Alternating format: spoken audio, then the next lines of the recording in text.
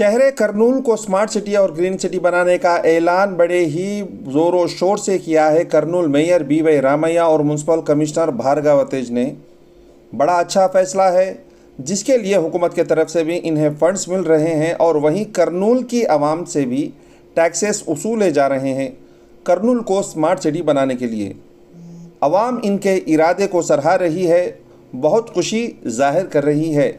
मगर ज़्यादातर ये डेवलपमेंट्स के प्रोग्राम्स अगर आप देखेंगे तो करनूल की नई बस्ती में ही दिखाई दे रहे हैं, जबकि पुरानी बस्ती का पुरसाने हाल है भी तो ना के बराबर ही है।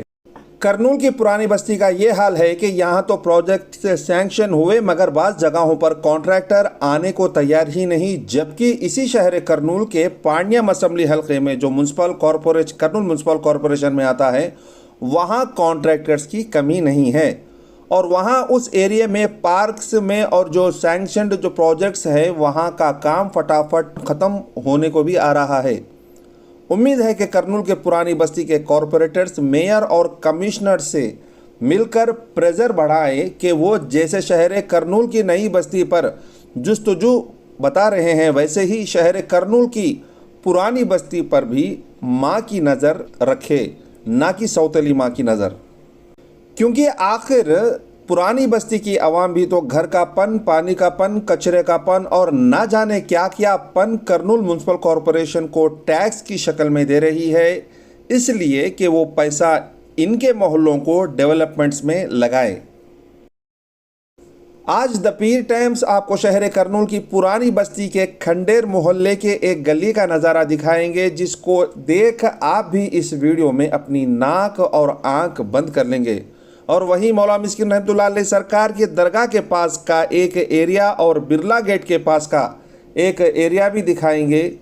नाजरीन, द पीर टाइम्स का अहम मकसद है कि अवाम जो परेशानियां उठा रही है उसे डिस्ट्रिक्ट ऑफिसर्स, एमएलएस, एमपीस और मिनिस्टर्स के नज़र में ले जाकर उस मसले को हल करवाए,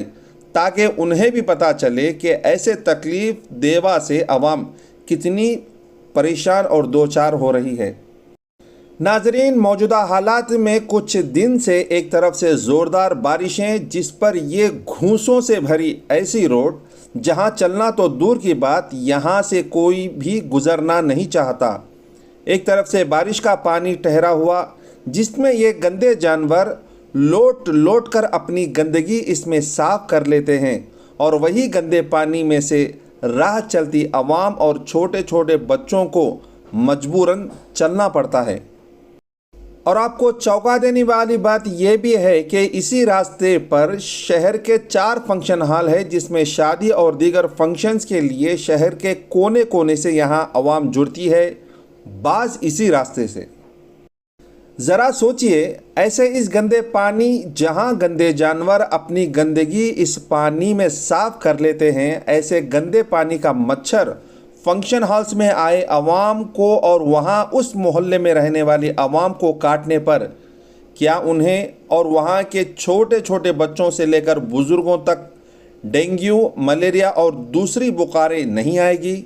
जो अपना गुजारा गुजारने पर ही मजबूर है, ऐसे इनको अगर ऐसे बीमारियां अगर आएँ तो कौन इसके ज़िम्मेदार है? किसकी लापरवाही की वजह से उन्हें जानलेवा बीमारियों में ढकेला जा रहा है? आखिर इसके ज़िम्मेदार कौन हैं? कॉरपोरेटर,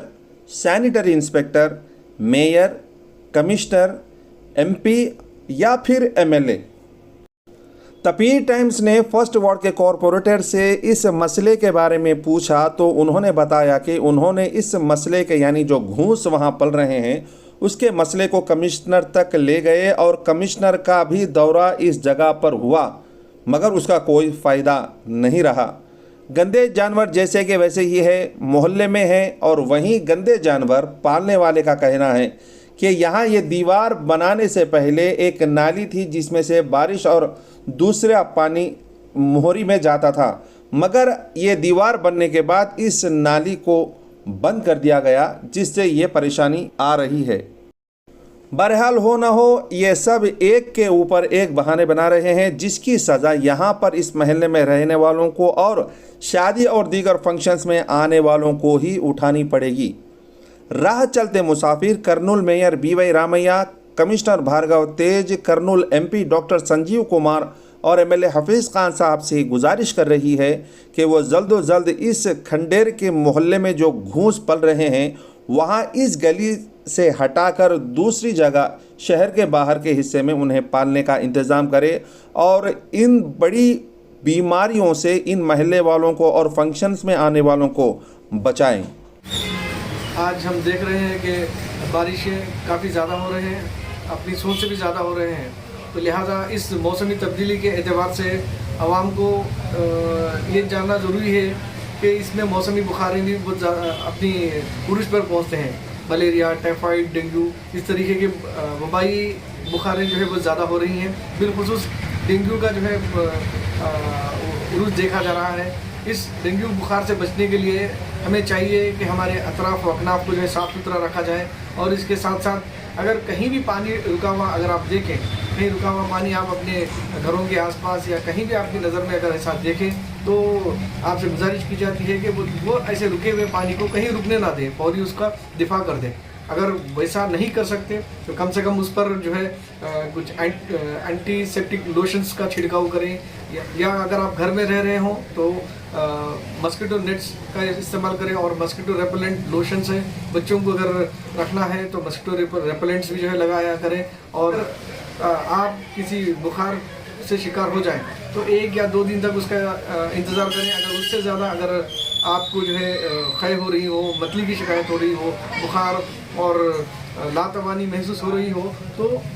आप जो है किसी भी सूरत में इन अलामात को नज़रअंदाज ना करें। फौरी जो है आप एक मालिक से कंसल्ट करें और उसके बाद अपना मुआयना करा लें। मुआयने के बाद अगर खुदा ना खास्ता आपके प्लेटलेट्स अगर कम हो जाए तो क़तई तौर पर उसको लापरवाह ना करें, फौरी जो है मुआलिज से रुजू हों और सही इलाज करवाएं। और वहीं बिरला गेट के पास से जो रेलवे अंडर ब्रिज है वहाँ बारिश का पानी ठहर कर पूरा गंदा हो गया है, वहाँ पर भी घूंसे फैल रहे हैं। राह चलते मुसाफिर 2 व्हीलर्स और 3 व्हीलर्स लेकर जाने में उन्हें बड़ी ही दुश्वारियाँ पैदा हो रही है। वो वहाँ के पांड्यम के एमएलए काटासानी राम भूपाल रेड्डी से अपील कर रहे हैं कि वो रेलवे अंडरब्रिज का भी काम कराए